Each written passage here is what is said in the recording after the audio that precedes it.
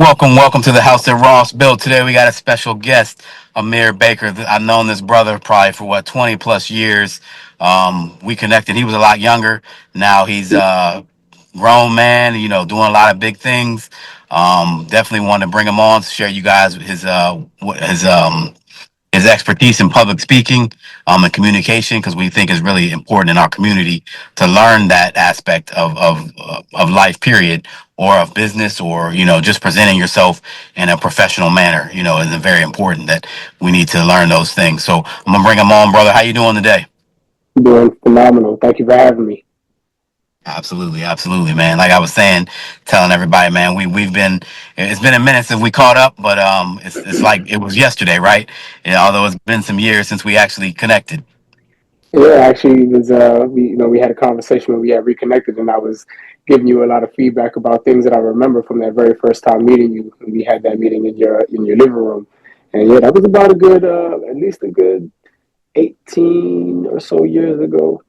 I know it wasn't 20 because I was still in high school 20 years ago, but it was somewhere Yeah. around close to 18 or so years ago, and you dropped a lot of gems on me, things that I still to this day keep very close at the forefront of my mind. A lot of principles that I still live by to this time. So, it was a very fruitful engagement that we had from that very onset. And I was young, so a lot of the things that you were teaching me, you had already got a chance to experience and to already put into practice in your own life.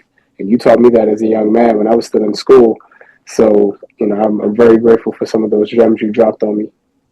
And that makes that fills my heart, brother, because as people know, our audience, our listeners, they know, man, I'm all about providing benefits. So if I can just reach one brother, I think I've done something, in this world before we leave it. So I appreciate that, brother. That makes me feel good. Before we get started, share your background a little bit. We talked about we met in school, but let the audience know where you went to school, what your background is, so on and so forth. Sure thing. So I'm a first generation American by way of Trinidad and Tobago. I was raised in Decatur, Georgia, where I did my middle and high schooling. Came back to the DMV area, went to Howard University uh, left there with a bachelor's in electrical engineering. And I spent the first part of my career actually in the IT sector, first in more of the technical help desk side of things, and then I graduated into the cybersecurity side of things just before my career ended up taking a unexpected turn, and I completely switched industries and ended up going into the construction management side of things. But all throughout the time that I've been in school and out of school, I have always had an entrepreneurial spirit. So I've built, run, maintained, and in some cases lost some businesses. But I've always had this entrepreneurial spirit. Currently, I am the owner and operator of a firearms instruction agency called Black Star Defense Group, where I teach people how to safely use firearms, get licensed, things of that nature. I also have a production company called Moon Films Devoted. We do everything behind and in front of a camera, screenwriting. As a matter of fact, right now we are actually shooting for FIFA in Seattle. And then I have my hands in a few other businesses that some of my friends from college started, and I am on there whether as a consultant of some sort or whether I sit on the board of their companies. But I'm always involved in something, one that can be of a benefit to our people first and foremost, and two also, just to build a foundation and a legacy for my future as well. Yeah, man, that's a long list of accomplishments, brother. That's a long list. Definitely proud of you since I known you when you was just first getting started, man. You've done a Yeah. lot of things. You've done a lot of things. One thing Amir has not spoken about, and the reason why we brought him on is his public speaking accolades. So talk a little bit about that. Yeah, so I had got into public speaking in January of 2018. It was actually during the time when I was making my transition out of the IT field and into, before I knew I was going to go into the construction industry. I went to go and speak at a convention called Blacks in Cyber. It was the very first one. It was a brand new organization, and they were looking for people to come and speak to their audience. So I went and I spoke about my experience having gotten laid off while I was at the top of my career. And when I was finished with that speech, so many people came up to me and said, "Wow, that was so great. That was excellent. Do you have a YouTube? Is there somewhere I can hear more of your talks?" And it was not something I had ever considered before. I just had something I wanted to say, and I said it, spoke my truth, and I said it with conviction. But it was in that moment that I realized that I had something to say and people wanted to hear it. And that is what started my public speaking journey. And so from January 2018 on forward, I began to do more public speaking engagements. I started a public speaking series, a motivational speaking series that's out on YouTube and on social media. And I recently, over the last 2 years, became aware of a organization called Toastmasters, which specifically exists for the purpose of helping people become better public speakers and better leaders. And I ended up becoming president of the club that I joined over this past 2025 season, and I currently serve as the president there. And I ended up, while I was in pursuit of that, I was asked to come check out the competitions that they have. So I went out there just to kind of see what it was about, and I decided to have fun, and I decided to participate in the competitions. I signed up to actually compete, not because I was trying to win, but just to get my feet wet and have the experience. And I had a very successful run. I ended up finishing the entire tournament second overall, and it has been a pleasure to work on my craft, realize that I had a talent, a natural talent for this, but then also being able to utilize two different sides of myself, which is the articulation piece and being able to get my thoughts out in a way that people can understand and receive them, but also to get the message out of whether it's financial literacy, whether it's personal development, whether it's even just sometimes it's not so much talking, but listening. And listening is a big part of talking, because if you're just talking to hear yourself talk, you're not listening, then the person that you're talking to isn't going to receive anything that you're saying. And so that has been a passion of mine since that very first inception in 2018, and I have been just trying to progress in that space as every opportunity that I can find. Absolutely, that's awesome, brother. And I wanted you to share that so people can see that your experience with public speaking, as well as you being able to pass some tips along to people, and obviously people want to know where people have been and what people have done to kind of show respect, or in a sense accreditation almost, when it's not always necessary. But we do like to show that, so you people know, hey, this gentleman Amir is an expert in public speaking. He may not call himself an expert, but he is, based on just all the things that you just heard. And most times what I find is that public speaking comes from something that you have to say, right? You have something on your chest or something on your mind that you want to express it. For me, I'm not a public speaker. I never was a public speaker, but I now have a podcast. I speak in front of networking groups, so on and so forth. And I don't necessarily really like it, but I do it because, again, I have a message to share. And there's a lot of young brothers, a lot of brothers out here that have a message to share, but they don't know how to articulate it, right? They don't know how to pass that message along. So tell me a little bit about, when you're preparing a speech, or when you have a message that you want to give, how do you approach it in a sense that, hey, I have this message, I want to get it out. How do I get it out? But it definitely begins with the audience first. I always put a lot of time and attention into who is the audience that I'm speaking to and what would best serve them in this moment based on what I'm speaking about. For instance, just this past weekend, I was doing a keynote speech for a youth mentorship program that serves young men in elementary, middle, and high school. So obviously, those are different backgrounds in terms of just what their life experience has been so far, and being able to curate a message that the high schoolers can connect to, but yet wouldn't go over the heads of an elementary schooler and everybody in between.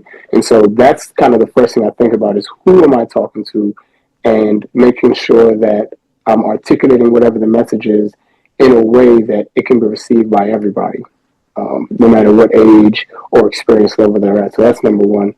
The second thing is what actionable item do I want them to leave thinking about that they can go and go towards as soon as we're done.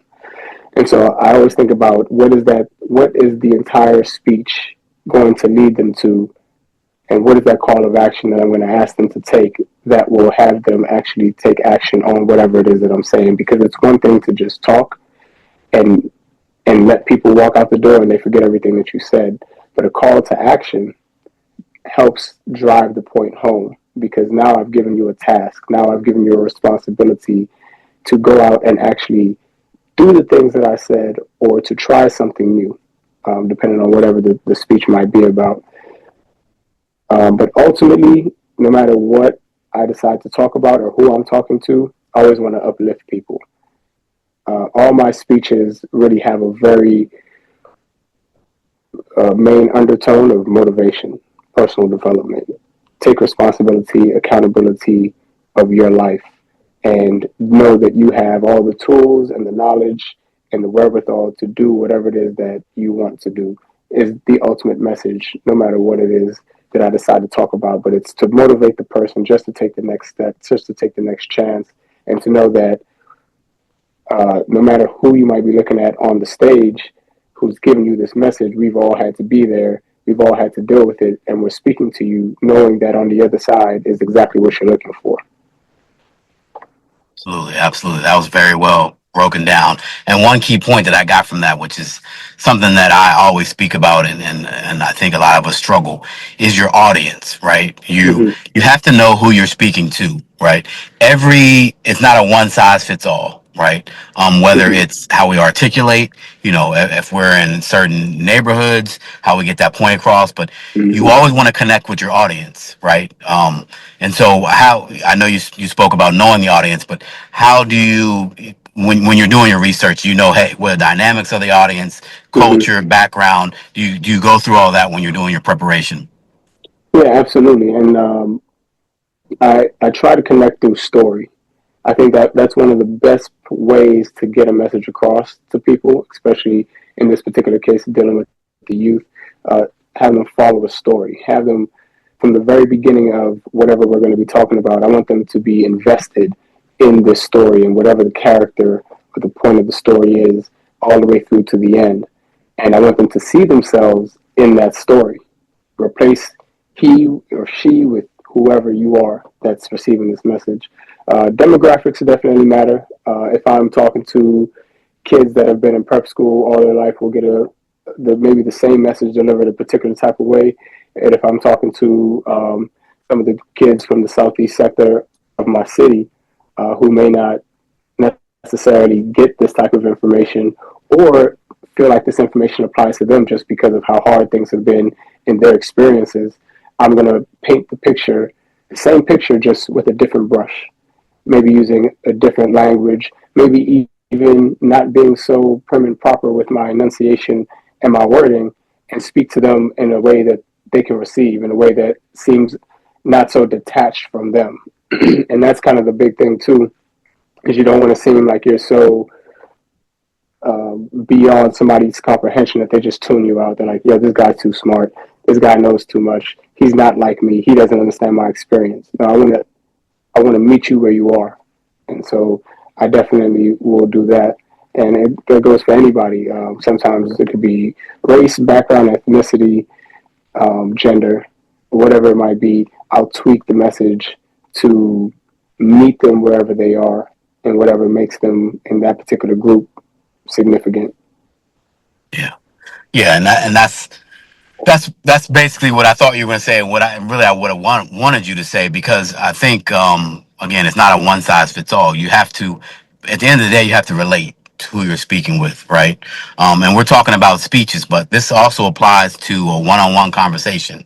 Mm-hmm. Speaking with peers, so on and so forth. We can't, if you're from a certain neighborhood, you can't always apply that speech to, if you're in a business situation. If you're in a business situation and you're in a certain neighborhood, you can't apply that. So, for me, and I want to ask your opinion about it, I think it's very important for us as black men to be able to be to adjust, our how we present ourselves, right? And some, you get an argument, oh, I'm gonna be myself, I'm gonna be myself. It's not that you're not being yourself, it's adapting to the situation so people understand, they relate, they respect what you have to say. How are your feelings about that, and what do you talk to the younger generation? What would you say about that?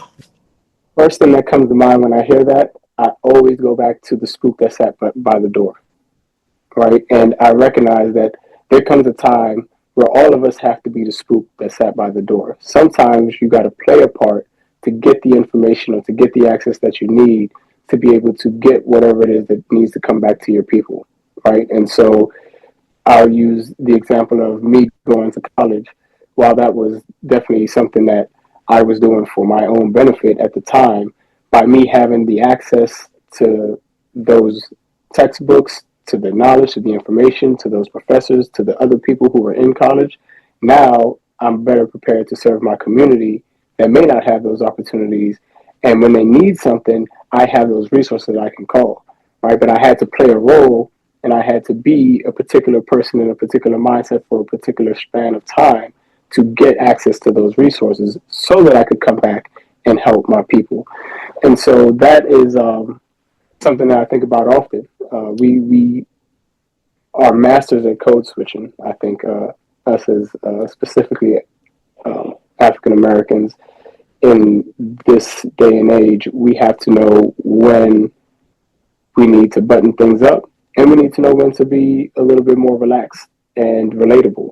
But the main thing there is knowing there's a time and place for everything, and knowing when that time and place is, and acting accordingly.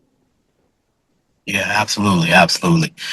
And that I hope the audience listened to what you just said there, because that's really the key. That's very important. As African American men, as Black men, that we understand and we know that and we learn that. And one key thing I'm a put out there, and it's a little controversial, but I face this a lot. And when I'm speaking, you get you may be in some neighborhood, and somebody says you speak white, right? That in our community we hear that, right? I've heard it many times. And first of all, I tell them, first of all, this English is not our native language, so you're saying speak white. I don't. If you're speaking English, you can say you're speaking white, right? So it's not really a relative point to tell somebody they're speaking white because they're articulating. Because maybe they say, "Oh, you speak proper," especially down south. They say that a lot. So I mean, what are your? I know you probably experienced that in your dealings with people. How do you speak about that? How do you basically object that? I tell them to think about their favorite lyricist, right? In my era, it was like a Lil Wayne. Lil Wayne had an expansive vocabulary. I mean, I still sometimes listen to his things today, and I got to look some words up. Like, how do you know that?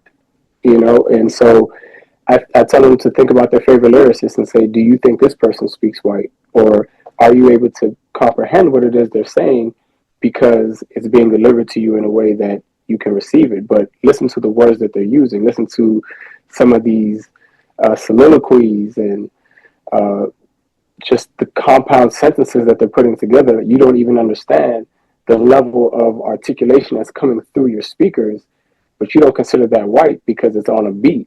But I'm doing the same thing just without a beat. And you can understand what I'm saying, but without the beat, it sounds like I might be talking proper or white or some other synonym that they want to give it. But quite honestly, we're all speaking the same language. How you receive it just might be a little bit different. So that's how I say it.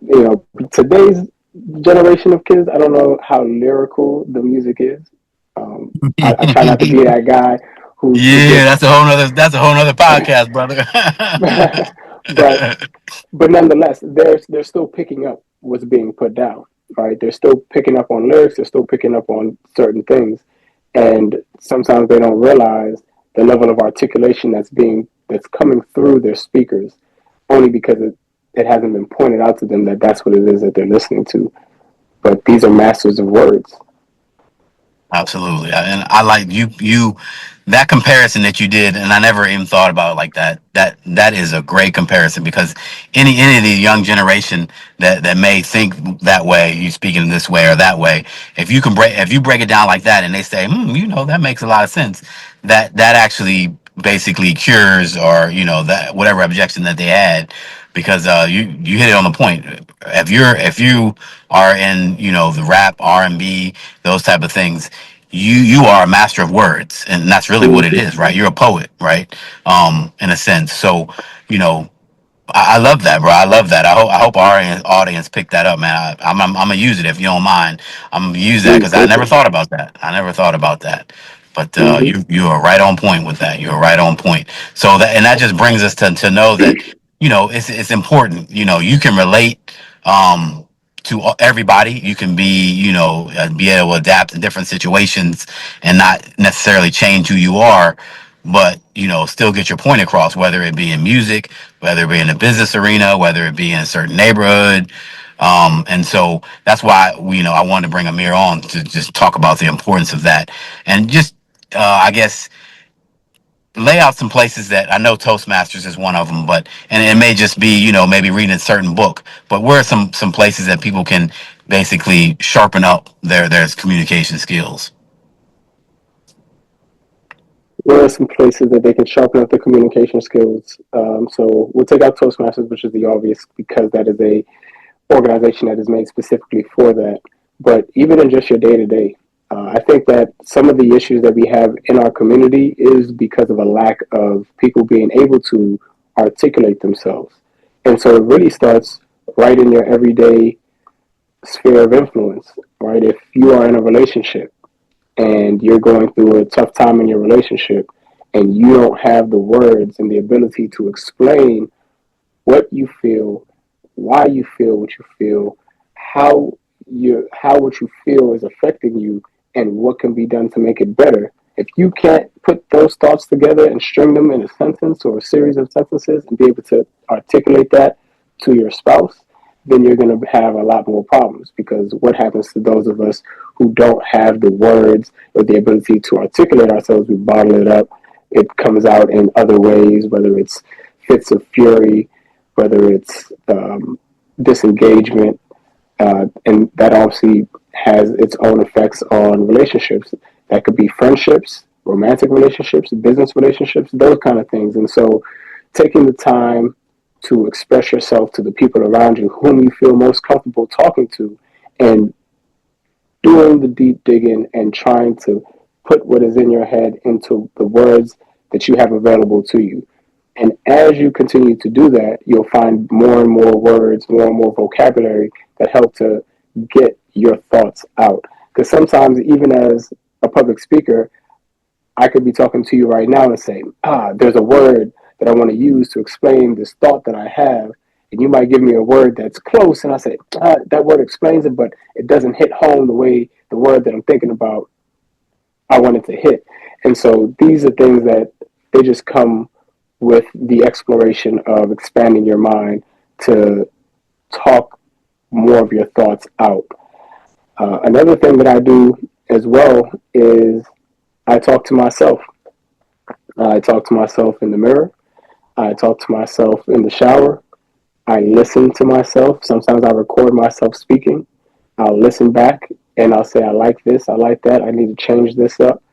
And listening to yourself, recording yourself talking, seeing yourself as the audience member, really, I think, is one of the best tools that I have used to become a better speaker. And lastly, I'll say putting yourself in opportunities that require you to be at the forefront, to put yourself in uncomfortable situations and struggle your way through. I didn't get here because I was good at it. I got here because I was bad at it, and I kept doing it until I became good at it. And so that would be the next thing is just keep putting yourself out there. Eventually, you will get better. Yep. And we all, none of us, or I ain't gonna say none of us, most people don't have that gift where they can just come out and they feel comfortable with speaking. Most people have to learn it like you did, like I did, and it's okay, right? So you can't be afraid to maybe look.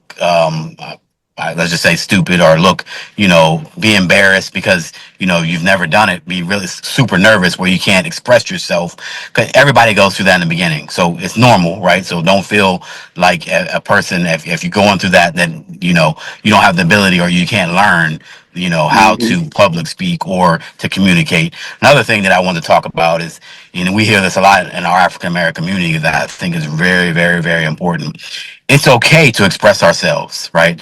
As African American men, as black men, we think it's weak, especially in a relationship, if we express ourselves how we feel, and it I think it harms us a lot, mentally, in the health arena, in the mental health arena, because we don't express ourselves, because we don't talk, we bottle it up. Talk a little bit about that. Yeah, I think that one of the keys to maintaining a proper equilibrium on your mental health is being able to talk things out, express yourself, however that might be. Now, some expression does come in the form of words, others come in the form of music, sometimes it's art, sometimes it's dance. We have all types of ways of expressing ourselves. But what tends to happen in our community, specifically for black men, is when it comes time to talk about what it is we feel, that's where the shutdown happens. That's where we close ourselves off and we shut down, and we don't give people the access that they need to know how to deal with us. And then we get upset with them for not dealing with us accordingly. And I think that if we find a way to articulate ourselves, and I do believe that there's a way for every man to articulate himself where it does not take away from his manhood, but in fact uh, gives credence to it, right? If you're a man and you are confident in your manhood and you have something to say, then say it. Um, Obviously, know your audience, know how to say it in a way that's respectful, that can be, received. But say what you have to say. As a man, that is your divine right and ability, is to speak your mind and let whatever it is that you want manifest itself. But if you don't speak it, if you don't demand it, if you don't articulate it, then how is anything supposed to change? You must be able to speak what you want to see change or what you want to see happen out into the universe so that it can start to take root and actually transpire. And I think once more black men learn to do that and they start to see the power that their words truly hold and how it changes an entire dynamic, how it shifts people's perspectives, how it moves mountains, then we start to really lay into our power and we understand, okay, our words can either cut or they can heal, right? They can help or they can hurt. And once we understand that power, we'll learn how to use our power according to whatever the situation calls for. Yeah. And that's why it's important that we have these conversations, whether it be on a podcast, whether it be in a small group amongst our peers, because black men, African American men, we have a lot to say, a lot to share, a lot to Mm-hmm. teach, and but if we can't articulate that, then the world's not going to know it, right? And like I said, I think that's part of what we face, that we don't articulate, we don't talk, we feel like we're being weak, and we need to change that. We definitely need to change that, and so we're to have more dialogues like this is very important. Can I give you an example of something that happened to me where I think that came into play? Yeah, Um, absolutely. Quite a few years ago, this is probably almost 20 years ago. I can't remember if I was in high school, I was early in college, but it was around that time frame. I went to a late night diner in a part of town that tends to be a little bit rougher at after 12 o'clock at night. It's probably about 3 o'clock in the morning, and there was a go-go that was closing out around that time, and so everybody would come to this diner afterwards to go and eat. So as everyone's kind of filing in, we were wrapping up, and we were walking. I was on a kind of on a date, and I was walking to the cashier to go and pay for the tab. Now, everybody who's come in is kind of crowded in that area because the cashier is also by the exit. So people are sitting, they're leaning up, and they're kind of all in front of the cashier. Now, the cashier themselves was not there, but I was standing at the register waiting for the cashier to come back, and I didn't bother to tell anybody who was in front to move at the time because there was no need. But while I'm standing there, a gentleman who was probably about twice my size, towering over me, just gets like stands up and he's like, "Yo, who is this dude standing behind you? Who do you think he is?" I can't remember exactly the words he used, but he went off. Right, he started to make a big scene, and I'm at this inflection point. Right, this is where I find most men make the fatal mistake and they let their pride get in the way. I've got this pretty girl with me, right? We're trying to wrap up, trying to end the rest of my night on a positive note. There's this guy. He's getting rah rah, right? He's got all these other people around him, guys, girls, whatever. So now this is a scene. Now everyone's stopped, and this is the altercation that's happening for everyone to see. And it was an inflection point because I could have either used my words to try to meet his attack, his verbal attack, and try to best him, and then we just keep escalating until something happens. Or I did the latter, which was I explained to him something to the effect of, I'm sorry, brother, I didn't realize y'all was together. I'm just waiting on the cashier. You guys were standing in the way, so I was just waiting until the cashier came before I moved up. And then his partner, who he was somewhat trying to defend or get in my face about since I was standing behind him, his friend was like, "Man, you always tripping. He ain't even trying to do nothing but pay his bill, man. Get out of here." Right? So he told his friend to like lay off. I paid the bill, but as I'm walking out, this guy now who has moved from in front of the register is now standing at the exit, still just as big and tall as he was when he was getting rah Yeah. rah. And as I walked out, I gave him a dap, and I was like, "Man, you have a good rest of your night, bro." And he gave me a dap, and that was that. Right. So what happened there was I knew how I needed to articulate myself in that moment to help him understand what was happening because whatever he thought was happening wasn't what it was. And by me using my words to calm him down, I avoided a situation that could have gone whichever way it could have gone. I don't know those people. I don't know what his limitations are and how far he would have taken things. He doesn't know how far I could have taken things. But what we did do is two black men just dealt with an altercation, left out with a mutual respect, and I assume we both went home happy, and here we are today. So that's Yeah. one of those examples where I think that when you put two black men who don't know how to articulate themselves, the next thing is violence. And that's how we have Absolutely. this reoccurring cycle is people don't know how to talk through their issues. They don't know how to talk to each other. And they don't know how to humble themselves and say, like, "Hey, I see you're mad, but let me talk to you about this situation and maybe we can find another way to deal with it." And that's not weak. That's strength, you know? That's a lot more strength than people would give it consideration for. So I just wanted to leave with that story because that was very impactful to me. Yeah, and that was a great story. That broke it down. That gives you why, as a community, that we need to learn how to articulate because we can't fight it. We can't be fighting amongst ourselves. We got other folks to fight, right? We got other Mm-hmm. situations to deal with, and not fight amongst ourselves. And I've had certain similar situations like that where you know um, and sometimes you may even think, especially as a man, hey, was I being weak? But you have to realize that, especially as a community, that it's not all about your pride and if you're weak or you're not weak. End of the day, like you said, both of y'all were able to walk away and still had your manhood, right? And nobody was taken from that, and you Mm-hmm. and you didn't escalate to something where you had to be violent with another brother, right? So Exactly. that's really why we're here, brothers. That's really why we're here to talk about that. Also, you can use public speaking. You can use communications to further yourself financially, and your Mm-hmm. relationships, so on and so forth. So communication is the key to a lot of our remedies as a community. Again, that's why I wanted to bring you on and have this talk. I would like to before we wrap it up here. But I would like to, because a lot of people aren't familiar with Toastmasters. Talk a little bit Hmm. about Toastmasters, because it's a great organization to help you learn how to public speak or communicate. Yeah, so Toastmasters is an international organization that's been around, I believe, since the 1940s. And their main purpose is to help you develop your skill sets both in public speaking and in leadership. Because a good leader is an effective communicator, right?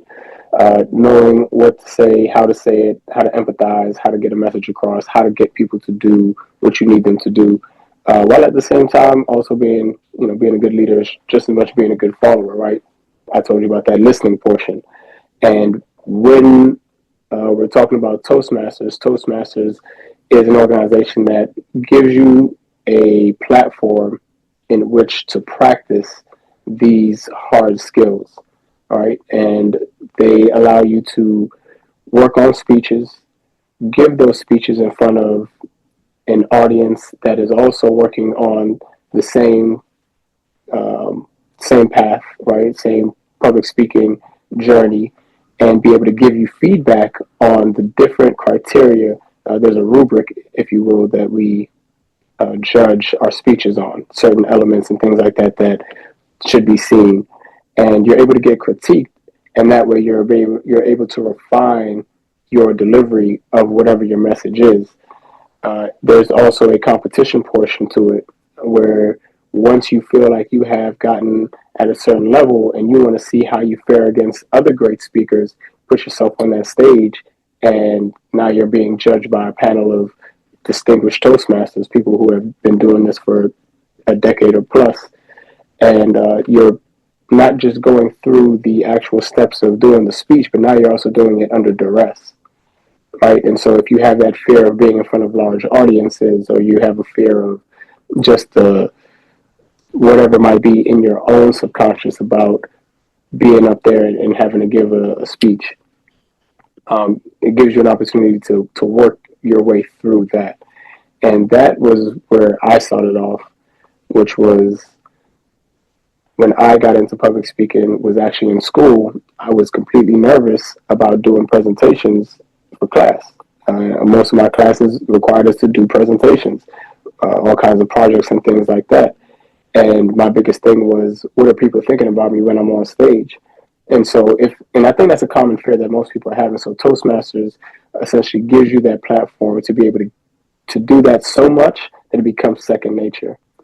And the last portion of Toastmasters that I'll mention is that it has a particular online course called the Pathways Program. And so there are 6 different types of public speaking that you can do. And these Pathways programs help you to hone skills in these different areas. Things such as pervasive speeches, speeches with humor, um, speeches that are about quantitative things, right? If we're talking about money and we're giving financial literacy advice, things like that. There's so many different nuances to public speaking.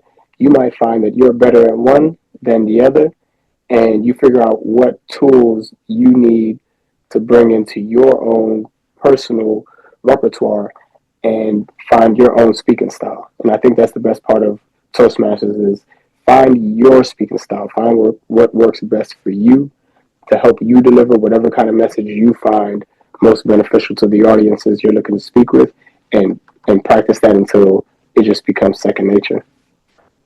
Mhm. Great. Toastmasters is a great, great, great organization. So just for our listeners, it's free, right? Most times, I mean, I know they may have a Like paid 60 membership, bucks. Yeah. 60 bucks. So not a whole lot, right? The price of a dinner No. or something like that. Yeah. And then, outside of that, it's everywhere. Like if you're in any major city, or even if you're not in a major city, they have Toastmasters, right? You just Google it and you'll see they have one in your area. So if you're really, interested and want to better yourself as a communicator, whether you're public or just personally, it's definitely a great organization that you can go for basic little or nothing, and learn how to speak in a safe place, which is good, Yes. right? That's the Toastmasters are going best to part. encourage, like, hey, you need to work on this, you need to work on that. They're not going to be up there laughing at you, judging you, and that's very important Hmm. when you're learning how to public speak. Absolutely. Yeah. Absolutely. So, brother, we like to keep our just based on what we've talked about. Unfortunately, people have short attention spans, so we like to keep our podcast 30-45 minutes, so we capture the Perfect. essence of the topic. So we're gonna wrap it up. Before we wrap it up, though, I definitely appreciate you coming on, brother, spending your time. But I want you to drop your YouTube videos, anything you want to share about what you're doing. So go ahead and do that for us. Yeah, so I am on YouTube backslash Shorty Black SHWTY BLCK. That's also my social media handle SHWTY BLCK. Those are where I post most of my public speaking videos, and I will eventually expand into some more arenas and have a actual website specifically just for my personal my public speaking journey. But if I could leave one jewel for everybody to think about, there's a saying that I live by, which is conversation rules the nation. And when you think about anything that you do on a day to day basis, everything comes down to a conversation, whether it's getting some gas, getting a meal, or talking to the people that you have to walk past every day in your home. Conversation rules the nation. And so the sooner you start to master those skills of communication, the sooner you will see your life start to change for the better. Yeah, absolutely. I love that, bro. I mean, conversation rules the nation. I love that. I love that. One little thing that just made me laugh when I was thinking about it. And we have all had to experience this. You see this brother with this fine chick, like, man, how does this brother get this chick, bro? It don't really match. And you know how he got that chick? He was able to communicate. He Gift had the that gift of gab. gab. That's why he was able to pull that. So that's Absolutely. just something a little funny, little high, little positive note as we wrap it up here. But again, brother, we appreciate you. We definitely gonna have you on again, I and appreciate go that. dive in a little more into it, because again, I think this is a very important topic, very important topic. So appreciate you, brother. Again, have a good day, and we'll talk soon. Thank you.